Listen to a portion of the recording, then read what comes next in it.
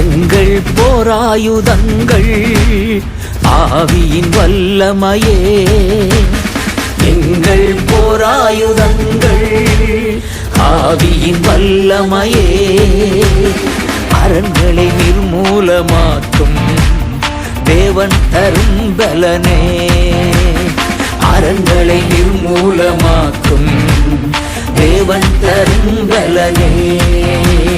கிறிஸ்துவுக்குள் வாழ்வதனால் வெற்றி நிச்சயமே, கிறிஸ்துவுக்குள் வாழ்வதனால் வெற்றி நிச்சயமே. எங்கும் எழுப்புதல் இந்தியா கிறிஸ்டியா, எங்கும் எழுப்புதல் இந்தியா கிறிஸ்டியா. அவர் நம்ம மேலே பாராட்டின கிருபை மகா பெரியது. இந்த கால வேளையிலும் கர்த்தருடைய வார்த்தையை கேட்கும்படியாய் வந்திருக்கிற உங்களுக்கு ஆண்டவர் என்னோடு கூட பேசின வார்த்தைகளை நான் உங்கள் முன்னே வைக்க விரும்புகிறேன். ஆண்டவர் சொன்ன ஒரு வார்த்தை, நான் உன்னை தூக்கி விடுகிற தேவனாயிருக்கிறேன். ஆண்டவர் நம்மை தூக்கி விடுகிற தேவன். நாம் ஒருவேளை விழுந்திருக்கலாம். ஒரு குழந்தை நடக்க பயிற்சி பெறும்போது பலமுறை அது கீழே விழுகிறது. அந்த தாயோ அந்த தகப்பனோ ஓடி போய் அதை தூக்கி விடுகிறார்கள். அது எத்தனை முறை விழுந்தாலும் அவர்கள் தூக்கி விடுகிற அந்த வேலையை விடுவதில்லை. சரி, விழுந்து விட்டான் போட்டும் என்ற இடத்துக்கு அவர்கள் வருவதில்லை.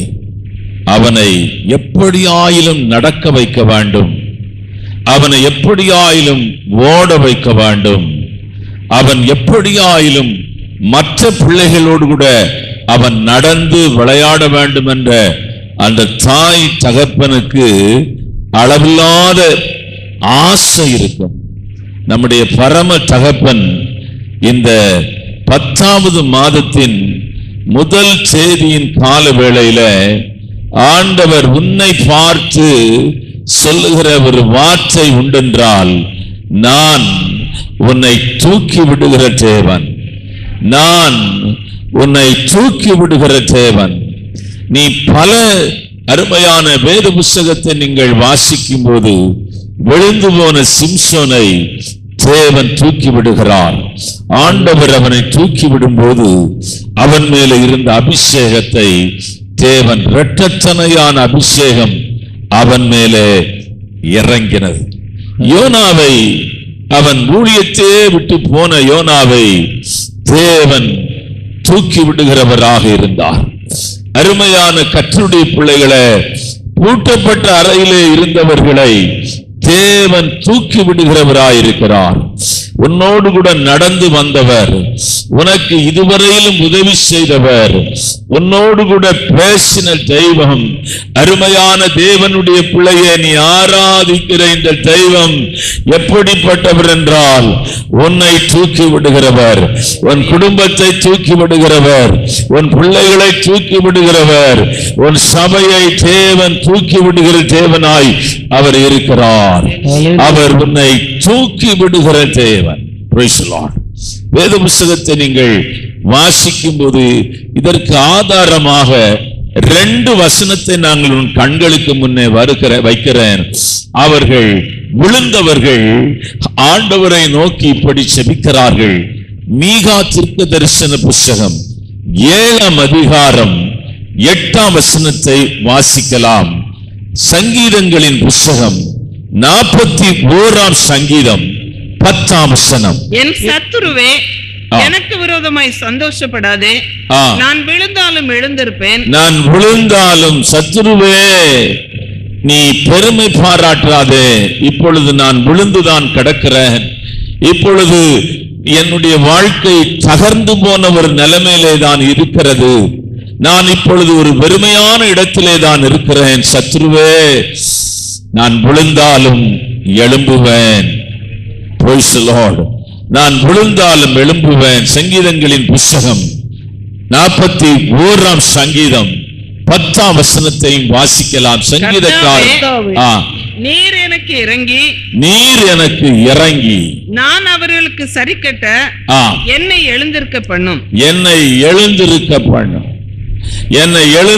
பண்ணும். ஆண்டவரை நோக்கி அவர்கள் செபிக்கிறார்கள். தாவீதும் இதே வார்த்தையை சொல்லி செபிக்கிறான், என்னை எழுந்திருக்க பண்ணும். மீகாவும் அதே வார்த்தையை சொல்லுகிறான், நான் எழும்புவேன் என்று சொல்லுகிறான். ஏனென்றால் அவர்களுக்கு ஒரு நம்பிக்கை உண்டு, அவர்களுக்கு ஒரு ஆழமான விசுவாசம் உண்டு, அவர்களுக்கு ஆழமான எதிர்பார்ப்புகள் உண்டு. தேவன் எழுப்புவார். நீங்கள் ஒருவேளை மனுஷனுடைய கரம் உங்களுக்கு உதவி செய்யும் என்று நீங்கள் எதிர்பார்த்திருக்கலாம், உறவினர்கள் உங்களுக்கு உதவி செய்வார்கள் என்று எதிர்பார்த்திருக்கலாம், அருமையான நீங்கள் வேலை செய்ய இடத்தில் இருந்த நண்பர்கள் உங்களுக்கு உதவி செய்யும் என்று எதிர்பார்த்திருக்கலாம். ஆனால் எங்கேயும் இருந்து உங்களுக்கு உதவி வராது.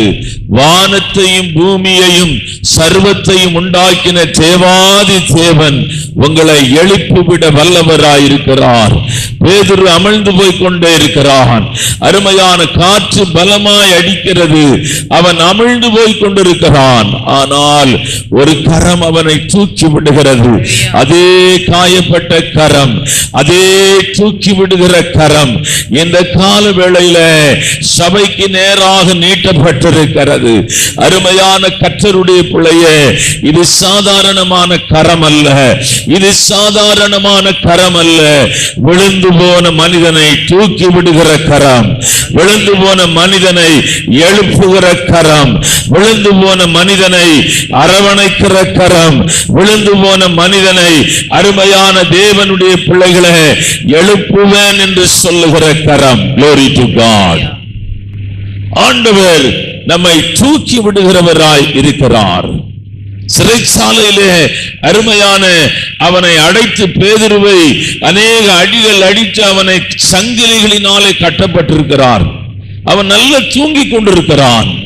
ஆனால் கர்த்தர் அவனை எழுப்பி, அங்கே நீங்கள் பார்த்தால் முதலாவது வாசல், இரண்டாவது வாசல், எல்லா வாசலையும் கடந்து அருமையான அவன் வருகிறதை நீங்கள் பார்க்கலாம். வாசிக்க வேண்டாம், நேரம் போய்விடும்.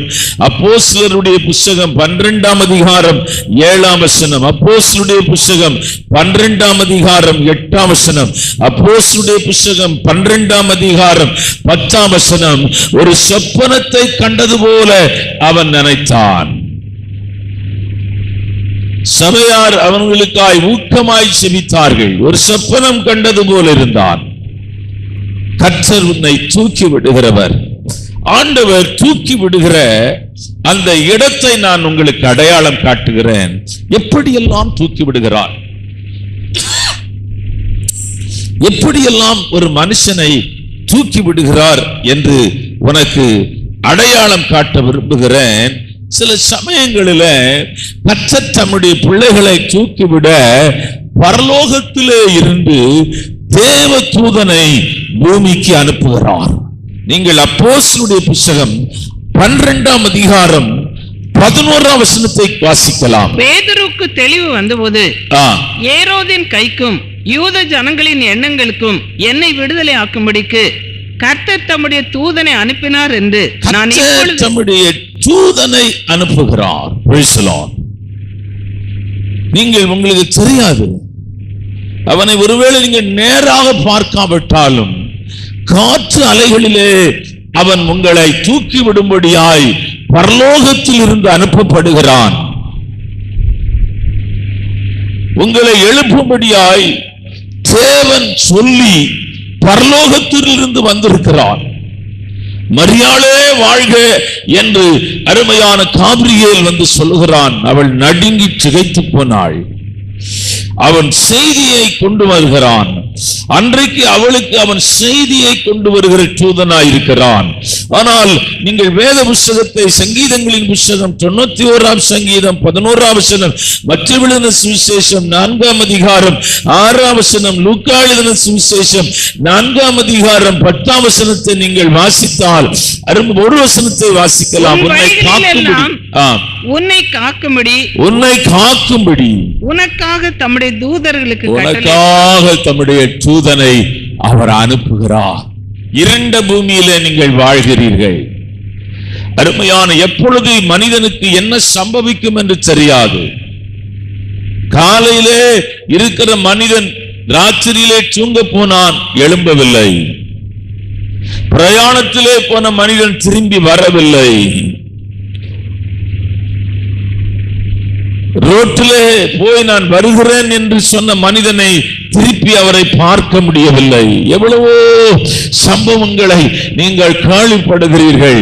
ஆனால் அருமையான கர்த்தருடைய பிள்ளையே, உன்னை காக்கவும், உன்னை தூக்கிவிடவும், உன்னை ஏந்தவும், உன்னை சுமக்கவும் ஒரு தூதன் உனக்கு உண்டு. Praise the Lord. நீங்க பாருங்க, எலியா, நீங்க இந்த வாரம் நான் செய்தி கொடுத்தேன். 1 ராஜாக்களின் புத்தகம் 19ஆம் அதிகாரம் 4-8 வரையில நீங்கள் வாசித்தால், அவன் ஒரு சூரை செடியிலே படுத்திருக்கிறான். அவன் சொல்லுகிறான், போதும் ஆண்டவரே, என்னை எடுத்துக்கொள்ளும் என்று அவன் சொல்லுகிறான். அருமையானவன், அவன் சூரை செடியிலே இருக்கிறான். தேவதூதன் அவனுக்கு ஆகாரம் கொண்டு வருகிறதை நீங்கள் பார்க்கிறீர்கள். ஒரு முறை அல்ல, மறுமுறையும் கொண்டு வருகிறான். அவனை எழுப்ப, அவன் விழுந்து போன எலியாவை எழுப்ப கர்த்தர் தன்னுடைய தூதனை அனுப்புகிறார். அதுல என்னை ரொம்ப ஆச்சரியமாய் என்னை தொட்ட பகுதி என்னவென்றால், தூதனாலே அவனை எழுப்ப முடியவில்லை. தூதனாலே தொடர்ந்து அவனை எழுப்பி அவனோடு கூட இருக்க முடியவில்லை. அதனாலே மறுபடியும் அவன் ஒரு குகையை தெரிந்து கொண்டு உள்ளே போய்விடுகிறான். அருமையான கர்த்தரே வருகிறார் அவனை எழுப்பும்படியாய். Praise the Lord. இந்த கால வேளையில உன்னை எழுப்ப கர்த்தர் ஒரு தூதனை அருமையான அனுப்புவார்.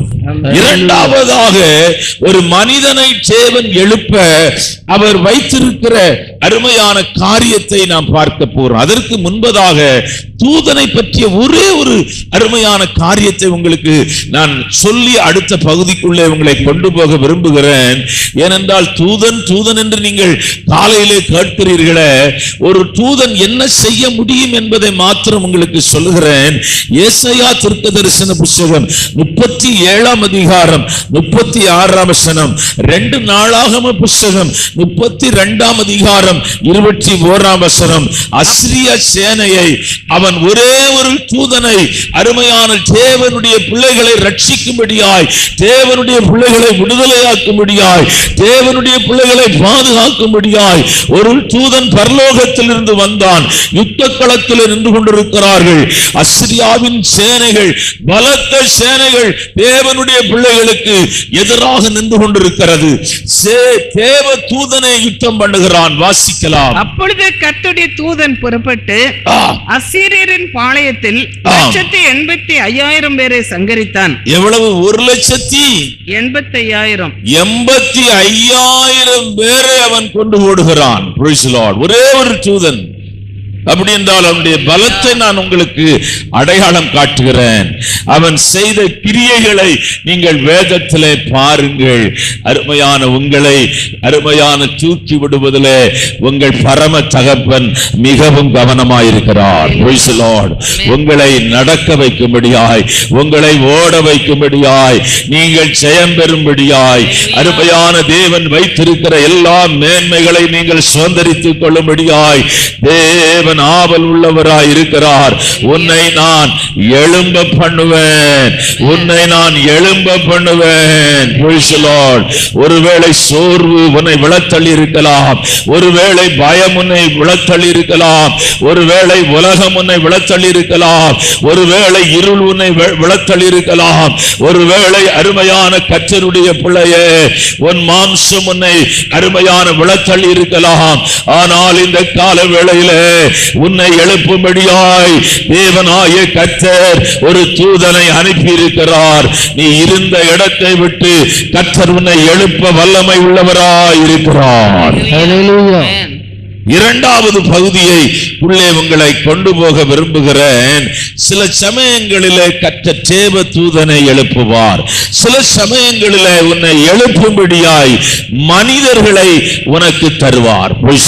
சில மனிதர்களை கர்த்தர் அனுப்புவார். சில மனிதர்களை தேவன் எழுப்புவார். சில மனிதர்கள் உன்னை தேடி வந்து அருமையான உன்னை எழுப்பி விடுவார்கள். ஒரே ஒரு சம்பவத்தை நான் உங்கள் கண்களுக்கு முன்னே கொண்டு வர விரும்புகிறேன். ரூத்தை குறித்து உங்களுக்கு நன்றாய் தெரியும். அருமையான தேவனுடைய அவள் மோவாப் தேசத்தை சேர்ந்தவள். ஆனால் நகோமியினுடைய மகனை அவள் திருமணம் பண்ணி அந்த மோவாப்பிலே வாழ்ந்து கொண்டிருந்தாள். அவளுடைய வாழ்க்கையிலே புயல் அடிக்க ஆரம்பித்தது. அவள் வாழ்க்கையிலே அருமையான தேவனுடைய பிள்ளைகளை கொந்தளிப்பு, அருமையான அவளுடைய அலையை போல கொந்தளிப்பு எழும்ப ஆரம்பித்தது. முற்றிலும் ஒரு வாலிப பெண் முற்றிலும் நொறுக்கப்பட்டாள். அவள் வயதானவள் அல்ல, வாலிப பெண். தன் புருஷன் மரித்து போனான். அருமையான இன்னொரு பக்கத்திலே வறுமை, இன்னொரு பக்கத்திலே மாமனார் மரித்து போனார், இன்னொரு பக்கத்திலே அருமையான அவளோடு கூட இருந்த ஓர்வாளும் விதவையாய் மாறி போனாள். அருமையான நகோமி முற்றிலும் நெருக்கப்பட்டு கண்ணீரோடு கூட அவள் வாழ்க்கையை தன் வீட்டிலே கழித்துக் கொண்டிருக்கிறாள். இந்த காட்சிகள் எல்லாம் முற்றிலும் அவளுடைய வாழ்க்கை நொறுங்கி போனது. ஆனாலும் இவள் அருமையான இஸ்ரவேல் தேசத்துக்கு வந்தாள். இஸ்ரவேல் தேவனை அவள் ஏற்றுக்கொண்டாள். அவள் ஏற்றுக்கொண்ட நேரம் எப்படிப்பட்ட நேரம் என்றால், அருமையான முற்றிலும் வயலிலே போய் அருமையான கோதுமை மணிகளை பொறுக்கி வந்து அதை குத்தி சமைத்து சாப்பிட வேண்டும். அப்படிப்பட்ட ஒரு இடத்திலே தான் அவள் இருக்கிறாள். ஆனால் கர்த்தர் அவளை எழுப்பும்படியாய் நகோமியை தேவன் வைத்திருந்தார். நகோமி அவளை தாயிலும் மேலாய் நேசித்தாள். நகோமி அவள் ஒரே ஒரு வார்த்தை, ரொம்ப சொட்ட வார்த்தை, ரூத்தின் புத்தகம் 3ஆம் அதிகாரம் 1ஆம் வசனம். அவள் சொல்லுகிறாள், உன் நலனை வாசிக்கலாம். பின்பு அவள் மாமியாகிய நகோமி அவளை நோக்கி, என் மகளே, நீ சுகமாய் வாழ்ந்திருக்கும்படி நான் உன் சௌக்கியத்தை தேடாதிருப்பேனோ? நான் உன் சௌக்கியத்தை தேடாமல் இருப்பேனோ? பாருங்க, மனுஷனை அவன் எப்படி எடுப்பான் பாருங்க. நான் உனக்கு தாய், நான் என் வயசாகி போச்சு, நான் எனக்கு என் நாட்கள் முடிய போகிறது, நான் பூமியை விட்டு போக போகிறேன், அப்படிப்பட்ட நாட்களிலே என் நாட்களை நான் செலவு பண்ணி கொண்டிருக்கிறேன். ஆனால் நீ வாலிப பெண், உன்னை நான் அப்படியே விட்டு போக மாட்டேன். உன் நலனின் மேல் நான் அக்கறை உள்ள. இந்த காலத்திலே அவர்களுடைய காரியங்களை தான் பார்ப்பார்கள். அவர்களுடைய வேலைகளை தான் பார்ப்பார்கள். ஆனால் தேவனுடைய பிள்ளையே, நீ எதிர்பார்க்கிற மனிதன் அருமையான இடத்திலிருந்து உனக்கு உதவி வராவிட்டாலும் கர்த்தர் உன்னை எழுப்பும்படியாய் அருமையான மனுஷர்களை கர்த்தர் எழுப்புவார். கர்த்தர் அதை செய்கிறார். வடக்கிலும் கிழக்கிலும் இருந்து உனக்கு உதவி வராமல் இருக்கலாம். ஆனால் பரலோகம் அருமையான உனக்கு உதவி செய்ய மறக்காது. பரலோகத்தின் தேவன் உனக்கு உதவி செய்ய மறக்க மாட்டார். எல்லாம் நொறுக்கப்பட்ட நிலைமைதான். யோபு மறுபடியும் எழும்புவான் என்ற எந்த நம்பிக்கையும் இல்லை. அவன் எழும்பி தேசத்திலே வாழுவான் என்ற ஒருத்தனுக்கும் அப்படிப்பட்ட நம்பிக்கையோ எதிர்பார்ப்போ மனைவிக்கு இல்லை. பிள்ளைகள் எல்லாம் மரித்து போனார்கள். அவன் மறுபடியும் எழும்புவான் என்ற நம்பிக்கை மனைவிக்கு முற்றிலும் அற்று போனது. ஆனால் அருமையான யோபுக்கு கூட அற்று போயிருக்கலாம். ஆனால் பரலோகம் யோபுக்கு திறந்தது. வேதம் சொல்லுகிறது, அவனை தேவன் இரட்சணையாய் ஆசீர்வதித்தார் என்று சொல்லப்பட்டிருக்கிறது. நீயே உன்னை நம்ப முடியாமல் இருக்கலாம். ஆனால் கர்த்தர் சொல்லுகிறார், நான் உனக்கு உதவி செய்கிற கரத்தை நான் எழுப்புவேன். அவர்கள் உன் வாசலை தேடி வருவார்கள். அருமையான உன் குடியிருப்பை தேடி வருவார்கள். உன் வீட்டுக்கு அவர்கள் வருவார்கள். நீ நினைக்கலாம், இவர்கள் நமக்கு எப்படி உதவி செய்வார்கள் என்று நினைக்கலாம். ஒரு ஏழை விதவையின் இடத்துல கர்த்தர் தன்னுடைய ஊழியக்காரனை அனுப்புகிறார். அவனுக்கு ஒரு நம்பிக்கையும் இல்லை. அவள் வர விறகு பொறுக்கிக் கொண்டிருக்கிறாள். அவளிடத்திலிருந்து என்ன உதவி வரும்? அவளிடத்திலிருந்து எந்த நன்மை வரும்? அவளை தான் கர்த்தர் அருமையான தேவனுடைய பிள்ளைகளை உதவி செய்யும்படியாய் தேவன் எழுப்பியிருக்கிறார். அவள் அருமையான சமைத்து இவன் பசியை ஆற்றுகிறார். சில சமயங்களில் நீங்கள் நினைக்கிற மனிதர்கள் பெரியவர்களாக, பராக்கிரமசாலிகளாக, பணக்காரர்களாக, செல்வந்தர்களாக, அதிகாரத்திலே உள்ளவர்களாய் இருக்கலாம் என்றுதான் நீ நினைப்பாய். கர்த்தர் அருமையான காகங்கள் உதவி செய்யும்படியாய் அருமையான எலியா இருக்கிற இடத்தை நோக்கி கேறி தாற்றண்டையை நோக்கி அது பறந்து வருகிறது. ஒரு காகத்தினிடத்திலிருந்து எந்த நன்மை வரும்? யோசித்து பாருங்கள். காகம் அருமையான தேவனுடைய பிள்ளைகளை, அதனிடத்திலிருந்து ஒரு நன்மையும் வருவதற்கு வாய்ப்பில்லை. ஆனால் கர்த்தர் சில சமயங்களில் நமக்கு உதவி செய்யும்படியாய் எழுப்புகிற மனிதர்கள் ஆச்சரியமானவர்களாய் இருப்பார்கள், அதிசயமானவர்களாய் இருப்பார்கள். நகோமியினிடத்திலிருந்து என்ன உதவி வரும்? அவள் ஒரு விதவை, அவள் வறுமையில் இருக்கிறவள். இவள் வேலை செய்துதான் அவளுக்கு சாப்பாடு கொடுக்க வேண்டும். அப்படிப்பட்ட நகோமியினிடத்திலிருந்து என்ன நன்மை வரும்? அருமையான நகோமி என்ன பண்ணுகிறாள் என்றால், போவாஸ் சண்டைக்கு ரூத்தை கொண்டு போகிறாள். Glory to God. அருமையான ஆவிக்குரிய போவாஸ் நம்முடைய ஆண்டவராய் இயேசு கிறிஸ்துவாய் இருக்கிறார். அருமையான போவாஸ் பரிசுத்தாவியானவராய் இருக்கிறார். அருமையான இந்த ரூத் அருமையான அவளை பரிசுத்தாவி அண்டைக்கு கொண்டு போகிற அருமையான ஒரு நகோமியாய் இருக்கிறார். மூன்றாவது அருமையான இந்த போவாஸ் யாருக்கு அடையாளமாய் இருக்கிறார் என்றால், சரீரமாய் இருக்கிற சபைக்கு அவள் அந்த போவாஸ் நிழலாட்டமாய் இருக்கிறார். அருமையான தேவனுடைய பிள்ளைகளை, வழியிலே குற்றுயிராய் விட்டு கிடந்த எல்லாரும் அவனுக்கு உதவி செய்யவில்லை. ஆனால் நல்ல சமாரியன் அவனை தன்னுடைய வாகனத்திலே ஏற்றி அவனுடைய காயங்களை கட்டி அவனுக்கு தாகத்திற்கு தண்ணீர் கொடுத்து சத்திர தண்டையிலே போய் 2 காசு கொடுத்து அந்த சத்திரக்காரன் கரத்திலே அவனை ஒப்புக் கொடுக்கிறான். நான் மறுபடியும் வரும் வரையிலும் இவனை பாதுகாத்துக்கொள், இவனுக்கு எதையாயிலும் நீ அதிகமாய் செலவு பண்ணினால் நான் வரும்போது தருவேன் என்று சொல்லி போயிருக்கிற நல்ல சமாரியனாய இயேசு நமக்கு உண்டு. Glory to God. அருமையான கர்த்தருடைய பிள்ளையே, நீ எழும்புவாய், நீ எழும்புவாய், நீ எழும்புவாய். கர்த்தர் உன்னை எழுப்பும்படியாய் ஆவியானவர் உண்டு. உன்னை எழுப்பும்படியாய் தேவனுடைய ஊழியக்காரன் உண்டு. உன்னை எழுப்பும்படியாய் வேத வசனங்கள் உண்டு. உன்னை எழுப்பும்படியாய் தேவ கிருபை உண்டு. உன்னை எழுப்பும்படியாய் சபையிலே தேவ பிரசன்னம் உண்டு. உன்னை எழுப்பும்படியாய் செபிக்கிற தேவனுடைய பிள்ளைகள் உண்டு. நீ எழும்புவாய். Glory to God. மூன்றாவது இடத்தையும் உங்களுக்கு அடையாளம் காட்டி நான் முடிக்க விரும்புகிறேன். மூன்றாவது இடம், அருமையான எழும்பவே நான் தெரியாமல் இந்த வேலையை ஆரம்பித்து விட்டேன். அப்படியே சொன்ன, ஐயோ நான் தெரியல, இந்த கட்டட வேலையை நான் ஏன் ஆரம்பிச்சேனே தெரியல, அப்படியே இருந்திருந்தா நல்லா இருந்திருக்குமே. அருமையான எல்லாம் நோண்டி போட்டிருக்குது, எல்லாம் பார்க்கிறவங்க ஒருமா இருக்கிறாங்க. நான் அந்த இடத்துல போய் எனக்கு ஒரு சோர்வு உண்டாகுது, ஒரு கலக்கம் உண்டாகுது. இது ஏன் நம்ம செய்தோம், இதை ஏன் ஆரம்பிச்சோம், நம்ம கையில் இருக்கிற காசுக்கும் இதுக்கும் சம்பந்தமே இல்லை. அருமையான பேங்க்ல போய் கடன் வாங்கணுமா அல்லது அதை செய்யணுமா சில சமயம் நினைப்போம். சில சமயங்களில் அருமையான வியாதிகள் நம்மோடு கூட போராடும், வியாதிகள் நம்மை கொல்லும்படியாய் போராடும். அருமையான அது ஒரு பலத்த சத்துரு வைத்திருக்கிற ஒரு பெரிய ஆயுதமாயிருக்கிறது. அடுத்தபடியான அருமையான தேவனுடைய பிள்ளைகளை நம்மை கடன் பிரச்சனையிலே தள்ளிவிடும். என்ன செய்வது? அருமையான ஒரு கடனை வாங்கி இன்னொரு கடனை கொடுத்து, இந்த கடனை கொடுத்து அந்த கடனை கொடுத்து, அந்த சீட் எடுத்து இந்த சீட்ல போட்டு கடைசியா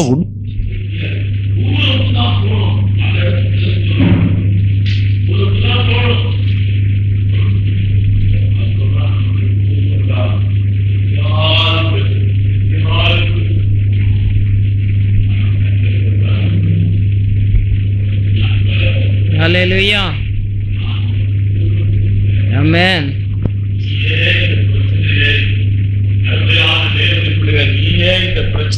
மேற்கொள்ளுகிற ஒரு மனிதனாய் நான் உன்னை மாற்றுவேன். Amen.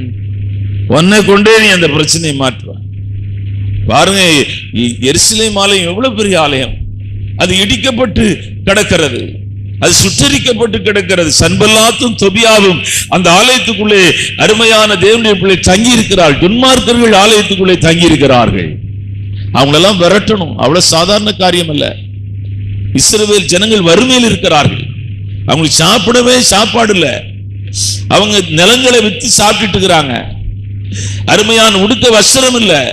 கடினமா வேலை செய்யறாங்க. செல்வந்தர்களா இருந்தா பரவாயில்ல, ஏதோ போய் கேட்டு அவங்களோட பணத்தை கேட்டு இந்த ஆலயத்தை கட்டிடலாம். அவங்க வறுமையில் இருக்கிறாங்க. இஸ்ரவேல்ல இவன் போகும்போது பணக்காரன ஒன்னா நெகமியா தான். ஏன்னா இவன் ராஜாட்ட வேலை செய்யறான், நல்ல சம்பளம் வாங்குறான். ஒருத்தன் தான் இருப்பான்னு நினைக்கிறேன். அங்கே சில பிரபுக்கள் இருந்தார்கள், ஆனா பைபிள் சொல்லுது அவங்க உதவி செய்யல. நெகமியா அந்த ஒரே ஒரு வசனத்தை கூட வாசிக்கலாம். நெகமியாவின் புத்தகம் 12ஆம் அதிகாரம் 2ஆம் அதிகாரம். நெகமியா 2ஆம் அதிகாரம் 17-18 வாசிக்கலாம். பின்பு நான் அவர்களை நோக்கி, எருசலேம் பாழாய் இருக்கிறதையும் அதன் வாசல்கள் அக்கினியால் சுட்டரிக்கப்பட்டு கிடக்கிறதையும் நாம் இருக்கிற சிறுமையும் பார்க்கிறீர்களே, நாம் என்னை நிந்தைக்குள்ளாய் இராதபடிக்கு எருசலேமின் அலங்கத்தை கட்டுவோம் வாருங்கள் என்று சொல்லி, பாருங்க, ஒரு பெரிய அறைகூவலை அவன் விடுகிறான். நடக்கிற காரியமா? கர்த்தர் அருமையான இப்பொழுது உனக்கு முன்னே வைத்திருக்கிற சூழ்நிலைகள், இப்பொழுது உனக்கு முன்னே நீ காண்கிற பிரச்சனைகளை கர்த்தர் உன்னை அருமையான தேவனுடைய பிள்ளை பைபிள் சொல்லுகிறது, நீங்கள் தீயையும் தண்ணீரையும் தாண்டி வந்தீர்களே.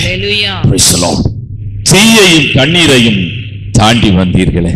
பிரச்சனையை அருமையான தேவனுடைய பிள்ளைகளை கர்த்தர் உங்களை எழுப்புவார். Praise the lord. Brother DGS Dinakaran அருமையான தன் மகள் ஆக்சிடென்டிலே மரித்து போன போது அருமையான ஊழியமே இனிமேல் செய்ய வேண்டாம் என்ற முடிவுக்கு முழு குடும்பம் வந்து விட்டார்கள்.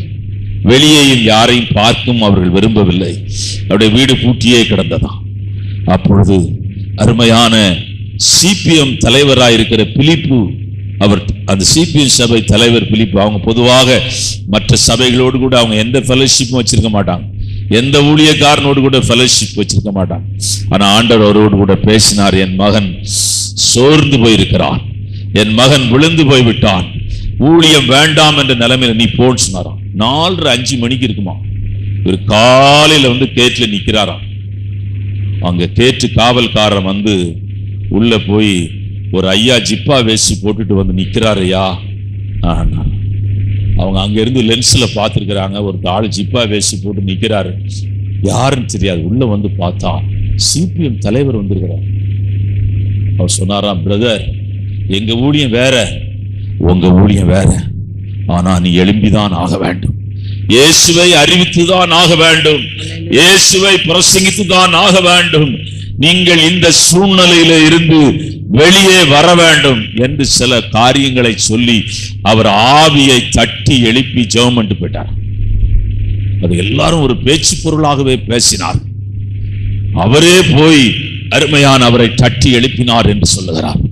தேவனுடைய பிள்ளையே, சில சமயங்களிலே தேவன் தன் தூதனை அனுப்புவார். சில சமயங்களிலே உன்னை எழுப்ப தேவன் சில மனிதர்களை தேவன் எழுப்புவார். சில சமயங்களிலே உன்னையே கர்த்தர் எழுப்புவார். சிம்சோனை ஆண்டவர் எழுப்பினார். அவனுக்கு எந்த நம்பிக்கையும் இல்லை. ஏனென்றால் கண்கள் பிடுங்கப்பட்ட நிலைமை, கைகளிலே விலங்கு போட்டுப்பட்டிருக்கிற நிலைமை, மாவரைத்துக் கொண்டிருக்கிறான். அவன் எப்படி எழும்பி இஸ்ரவேலுக்கு ரட்சிப்பை உண்டு பண்ண முடியும்? தேவனுடைய பிள்ளைகளை, அவன் முடி வளர ஆரம்பித்தது. அப்பொழுதுதான் அவனுக்கு ஒரு நம்பிக்கை உண்டானது. கர்த்தர் கிரியை செய்ய ஆரம்பித்து விட்டார். கர்த்தர் கிரியை செய்ய ஆரம்பித்து விட்டார். இந்த முடிதான், இந்த முடியின் மேல் இருக்கிற அபிஷேகம் சாதாரணமானதல்ல. இந்த அபிஷேகம் சாதாரணமானதல்ல. இரும்பு தாழ்பாள்களை உடைக்கிற அபிஷேகம், வெங்கல கதவுகளை தகர்க்கிற அபிஷேகம், ஒரு தாடை எலும்பினாலே பல ஆயிரம் பேரை கொண்ட அபிஷேகம். தேவனுடைய பிள்ளைகளை நரிகளை பிடித்து பந்தத்தை கட்டி அருமையான பெலிஸ்தருடைய வேளாமைக்குள்ளே அனுப்பின அபிஷேகம். தேவனுடைய பிள்ளைகளே, அவன் கை கட்டப்பட்டிருந்தாலும், கால்கள் கட்டப்பட்டிருந்தாலும், இரும்பு சங்கிலிகளினாலே கட்டப்பட்டிருந்தாலும், பரிகாசம் பண்ணுகிற பெலிஸ்தருக்கு முன்னே நிறுத்தப்பட்டிருந்தாலும், கர்த்தருடைய அபிஷேகம் இறங்கி கொண்டே இருந்தது. அவர் கர்த்தருடைய வல்லமை இறங்கி கொண்டிருந்தது. அந்த சங்கிலிகளிலும் கண் தெரியாத நிலைமையிலும் அந்த கட்டடத்தை அபிஷேகத்தின் உதவினாலே அருமையான இழுத்து தகர்த்து போட்டான். வேதம் சொல்ல சொல்லுகிறது, அவன் உயிரோடு கூட இருந்த நாட்களை காட்டிலும் அவன் சாகும் போது இஸ்ரவேல் ஜனங்களுக்கு அவன் அளித்த ரட்சிப்பு மகா பெரியது. கர்த்தர் உன்னை எழுப்புவார். உன்னை எழுப்புகிற தேவன். நாம் ஜெபிக்கலாம். Glory to God. Amen. நான் உன்னை எழுப்புவேன் மகளே. உன் குடும்பத்தை நான் எழுப்புவேன். உன் பிள்ளைகளை நான் எழுப்புவேன். உன் வாழ்க்கை உடைந்து போன உன் வாழ்க்கை கட்டப்படும். தகர்ந்து போனவன் ஆவிக்குரிய வாழ்க்கை செழிப்படும். ஓ, உன் செவ வாழ்க்கை கட்டப்படும். உன் விசுவாசம் கட்டப்படும். ஓ, நீ தேவனுக்காய் எழும்பி பிரகாசிக்கிற விளக்காய் தேவன் மாற்றுவார். உன் விளக்கு அணையாது. உன் விளக்கு அணையாது. உன் வெளிச்சம் அணையாது. ஓ, ஹalleluya. Glory, glory, glory, glory to God. ஆண்டவரே, இந்த 10வது மாதத்தின் முதல் தேதியின் காலவேளைக்காக நாங்கள் உம்மை ஸ்தோத்திரிக்கிறோம். எழுப்புவேன் என்று சொன்னீரே, எழுப்புவேன் என்று சொன்னீரே, அந்த வார்த்தைக்காய் நாங்கள் உம்மை ஸ்தோத்திரிக்கிறோம். ஆண்டவரே, உம்முடைய மகிமையான கரத்திலே இந்த காலவேளை உம்முடைய சமூகத்திலே வந்திருக்கிற பிள்ளைகளுக்கு இந்த வார்த்தையுடைய ஆவியிலே வைக்கிறேன், அவருடைய ஆத்மாவிலே வைக்கிறேன், அவருடைய உணர்விலே வைக்கிறேன், அவருடைய எண்ணங்களிலே வைக்கிறேன். எழுப்புகிற தேவன், எழுப்புகிற தேவன், எழுப்புகிற தேவன். Glory to God. Praise the Lord. ஆண்டவரே, உம்முடைய கரத்திலே வைக்கிறேன். நாளை நடக்கிற உபவாச கூட்டத்தை ஆசீர்வதியும். ஆண்டவரே, நாளைக்கு அரசு விடுமுறையா இருக்கிறது. உடைய பிள்ளைகள் உடைய சமூகத்தை தேடி வரட்டும். உடைய மகிமையான கரத்திலே வைக்கிறேன். பெரிய காரியங்களை நீ செய்யும். இயேசு கிறிஸ்துவின் நாமத்தில் ஜெபிக்கிறேன் பிதாவே. என் ஆத்துமாவே கர்த்தரை ஸ்தோத்திரி, என் முழுவதுமே பசுத்த நாமத்தை ஸ்தோத்திரி. என் ஆத்துமாவே கர்த்தரை ஸ்தோத்திரி, அவர் செய்த சகல உபகாரங்களை மறவார். ஆமென். கர்த்தராகிய இயேசு கிறிஸ்துவின் கிருபையும் பிதாவுடைய அன்பும் பசுத்தாவியாருடைய அனுநியக்கியமும் இந்த காலவேளை ஆராதனையில் வந்த ஒருவரோடும் விசேஷ விதமாயிருக்கும்.